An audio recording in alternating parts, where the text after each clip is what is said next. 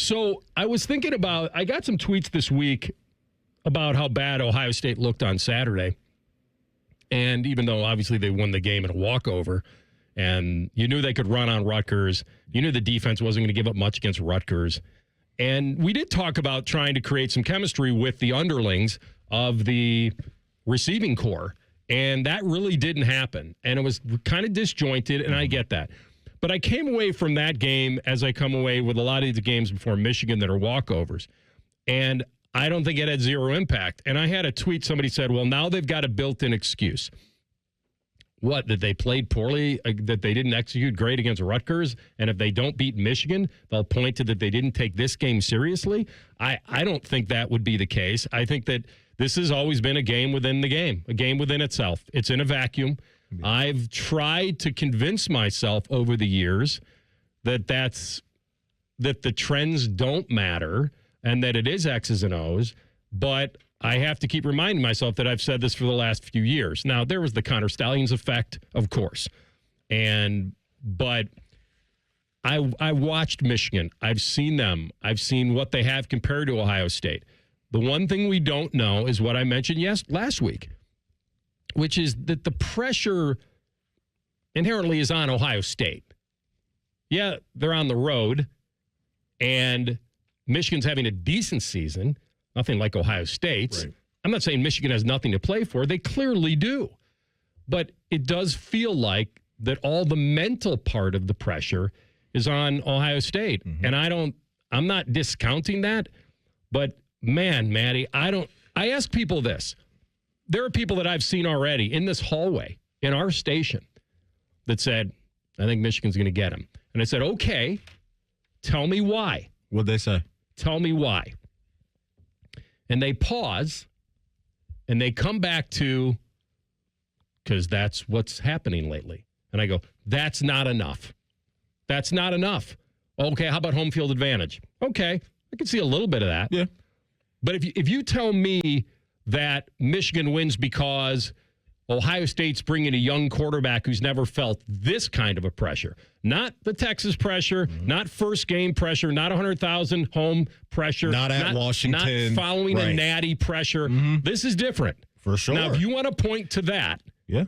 If you want to point to, well, I don't think their two stud NFL receivers are going to be 100%. Okay, We'll see. I think that's a decent answer, because what we saw without them was halfway real. And against a decent team, and I don't know how much better Michigan truly is than Rutgers. I don't know. I mean, they're better. They're better. They're better. Yeah. Well, but pretty wide margin. They've got a young quarterback, too, the last time I checked. And so I just keep coming back to, yes, this game was never built on shouldas. It never has been. Mm-hmm. It's 60 minutes. It's between the lines. It's a weird turnover. It's a bad penalty. It's emotions to get away from somebody. It's an unsportsmanlike that shouldn't happen. It's a bad call. It's a drop pass. It's a tip pass. It's all of that none of us this week can predict. We've arrived at another Michigan week for me to where when you look at the X and O stuff, it does lean towards Ohio State again. It does. When you look at where this defense is and the challenge that is this defense for a young quarterback and a true freshman quarterback in Bryce Underwood, the X and O part of it looks pretty clean for me, and especially when you're talking about no Justice Haynes potentially for Michigan, even though I know their running back just had a good game this past week against Maryland. That being Maryland, I understand that. You don't want to go too crazy about it. But the one thing we can't predict right now is where the mental part will be, not only for the players, but for the coaches as well. And coming out of last year's game, it was a big talking point for us. What happened in the game? It felt to me like they didn't call the game the way that they used to call games. And again, that's what I'm curious to see happen on Saturday, is how loose they will be, how loose they can be. Because, of course, the elephants in the room this week are what's going to happen with Carnell Tate and Jeremiah Smith. Will we see them this week? And if they don't go or can't go in this game, will Coach Day be as aggressive as he has been in spots throughout the year? So that's the part for me to where I don't know what's going to happen. This game has a way of just getting things out of whack and strange when the football side of things is telling us the game should go one way, and especially after what we saw a year ago. I can hear the folks that look at Julian and say, this is a young guy going into a crazy atmosphere, and maybe question some of that, especially with the uncertainty at receiver. But a lot of the confidence that I have in this year's game is that this defense is going to travel. And this defense hasn't let anybody down all year long, and I would be surprised if that's the case again on Saturday. Does winning the Natty ease Ryan Day's mind going into it? I think it does.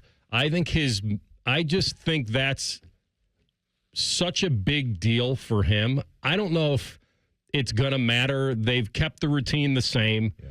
He's not throwing a parade this week for the band and senior tackle. Like, it's not, it's just, he's keeping things normal.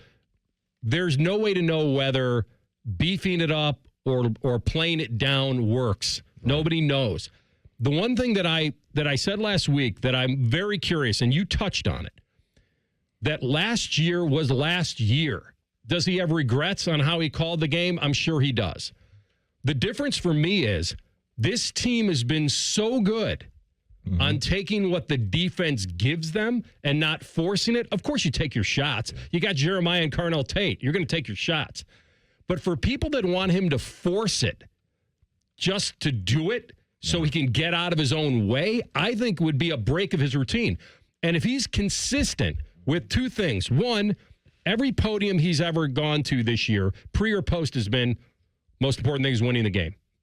It's not, you don't get bonus points for looking like circus catches or flea flickers or reverses. Like, you don't get points for that.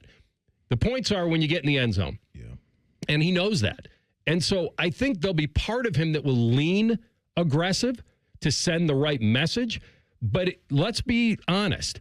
It would be a slight departure, a little bit, of what he's done this year, which is not go for the throat every time.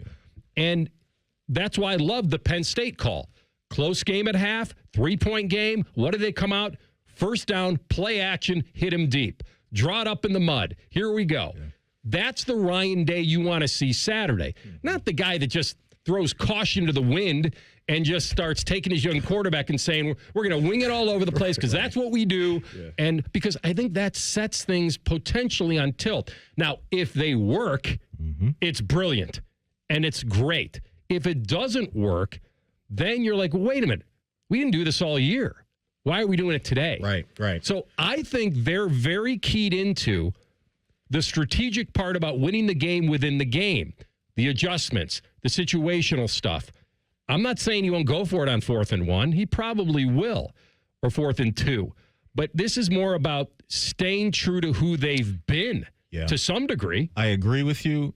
And while, yes, the coaching part of it is going to be a major focus on Saturday just to see what it looks like and feels like, I guess. But the players, too, have to execute in this. Like, going back to last year's, we can all identify that the play calling probably didn't feel as clean as it did in the past. But in that game, too, you had a couple missed field goals in the game. You had some interceptions from Will Howard that weren't great either. And so it's got to be both parties coming together to do what they do. So, yes, we all want to see them go out there and use their strengths to the best of their abilities because their strengths are absolutely incredible when they're all rocking and rolling with the aerial attack that they have. But also, when other guys' numbers are called, whether that's special teams or whatever it may be, those guys got to lock in and do their part too, because last year's final score was 13-10. They left points out there on the field with the missed field goals and the extra at-bats they gave Michigan's offense with those interceptions. Can they run on this Michigan team? Probably so. Do they have Quinshawn and Travion? They don't. But they had them last year and they couldn't run. But it's a different Michigan team. I just think they're not caught up in narratives anymore. They're caught up in what it takes to win the game. And we're going to find out. The mental part is huge.